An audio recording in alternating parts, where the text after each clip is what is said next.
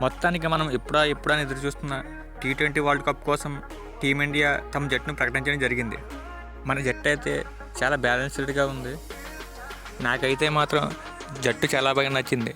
ఎందుకంటే చాలా సంవత్సరాల తర్వాత సంజు శాంసన్ని మన జట్టులో తీసుకోవడం జరిగింది.